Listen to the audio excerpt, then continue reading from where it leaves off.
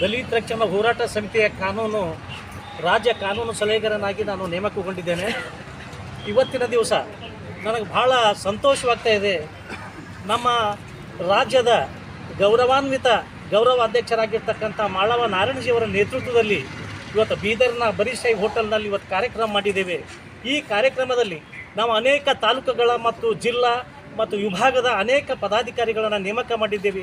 ವಿಭಾಗ ಅಧ್ಯಕ್ಷರನ್ನಾಗಿ ನೇಮಕ ಮಾಡಿದ್ದೇವೆ, ತಾಲೂಕು ಅಧ್ಯಕ್ಷರನ್ನಾಗಿ ನೇಮಕ ಮಾಡಿದ್ದೇವೆ, ಹೋಬಳಿ ಅಧ್ಯಕ್ಷರನ್ನಾಗಿ ನೇಮಕ ಮಾಡಿದ್ದೇವೆ, ಪ್ರಧಾನ ಕಾರ್ಯದರ್ಶಿಗಳನ್ನಾಗಿ ನೇಮಕ ಮಾಡಿದ್ದೇವೆ, ಕಾರ್ಯದರ್ಶಿಗಳನ್ನಾಗಿ ನೇಮಕ ಮಾಡಿದ್ದೇವೆ.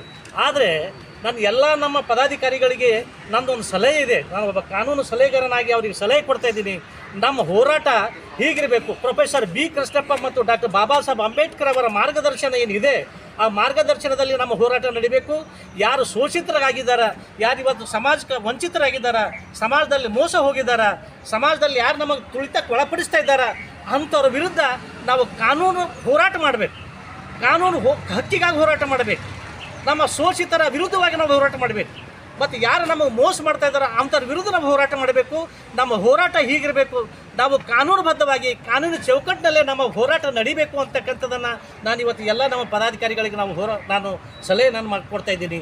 ಯಾಕಂತ ಕೇಳಿದರೆ ನಮ್ಮ ಹೋರಾಟ ನಾವು ಯಾವುದೇ ನಮ್ಮ ಕಾನೂನು ಚೌಕಟ್ಟು ಮೀರಿರಬಾರ್ದು. ಡಾಕ್ಟರ್ ಬಾಬಾ ಸಾಹೇಬ್ ಅಂಬೇಡ್ಕರ್ ಅವರು ಹಾಕಿಕೊಟ್ಟ ಮಾರ್ಗದರ್ಶನದ ಮೇಲೆ ನಡೀಬೇಕು.